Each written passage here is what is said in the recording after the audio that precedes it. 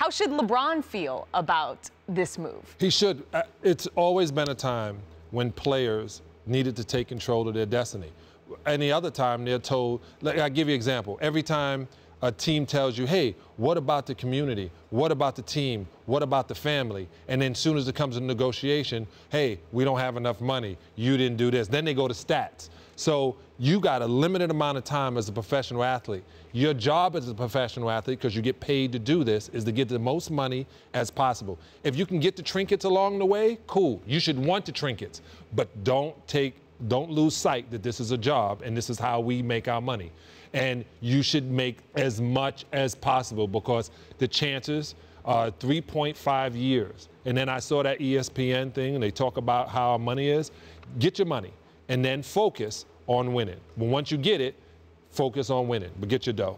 Yeah, but players are independent contractors. Right. That's what they are. And once you join a team, then you understand, guess what? Okay, now we got to bear the blunt of coming together and trying to win.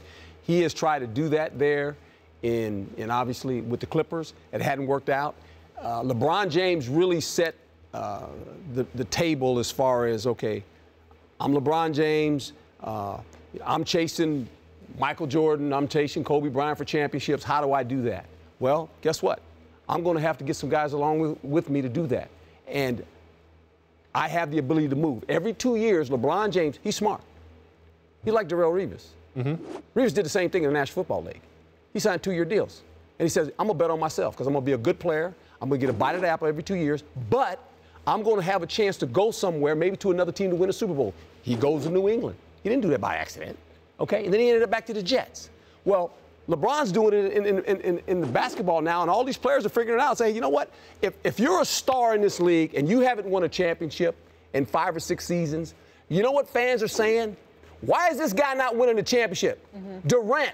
Great player. Why can't he win a championship? He says, man, enough of that nonsense. I'm going to go win me a championship before I get out of this league. Oh, yeah. And that's what he did. He left. So LeBron started it all.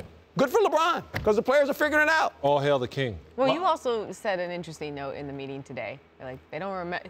How did I introduce you today? 4-time NBA champion. Right. They don't know that I was 7th man off the bench, sometime 8 if Chuck was mad.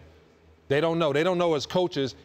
When he retires, they go, he won this. This was his winning percentage. This many wins, this many L's. When we retire, they go, I played from 1986 to 1990 to 2000, I think. So I'm saying LeBron didn't start that, Coach.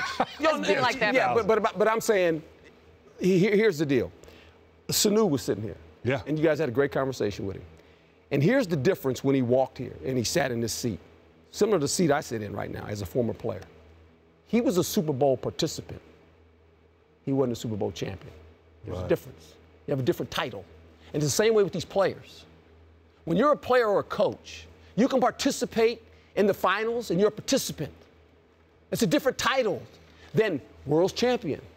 And so eventually you want to win the title. You want to have the name of, I'm a world's champion. That's what players play for. That's what coaches aspire to do. And it's a different sound when they say, hey, he's a participant. Okay, yeah, that's great. It's hard to get there. But when you say the guy's a world champion, you go, oh, yeah, world champ, okay. Yep. How should LeBron feel today as he's watching Houston build a super team? He should feel wonderful. Number one, he put it in motion. Number two, he's about to reap the benefits of it. He's not worried about Houston. Houston's going to go over there and, at the best case scenario, beat up Golden State. That's good for LeBron. That makes Cleveland's path potentially easier if these guys have some hard series out west before they get to him. That's one, but that's really honestly the short-term side of this thing. The long-term side of this thing is that Chris Paul has a 1-year deal, for now, a 1-year deal with Houston. If Chris Paul doesn't do his extension with them, I don't know when you start getting nervous. Maybe a week after he can? A week after he can? The watch begins. The banana boat clock starts ticking right then, because for the first time, LeBron James, Chris Paul, Dwayne Wade, Carmelo has 2. Carmelo? Well, he's 2. He's got 2. George. If he gets bought out, it changes the equation.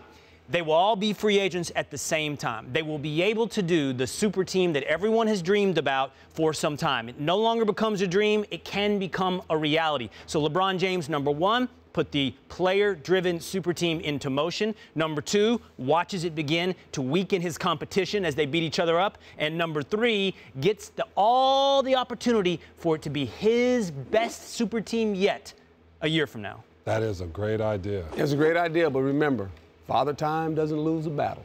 No. They're going to all be a little bit older. It's going to be called the Redeem Team. I'm going to talk to them about stem cells. A little bit older. I'm going to talk to them about stem cells. They're all a little bit older now. We're asking how LeBron feels. He did tweet this. My brother off to a new journey. Best of luck, CP3. H-Town. Y'all got a real great one coming to your city. #brotherhood. Of course he's happy for yeah.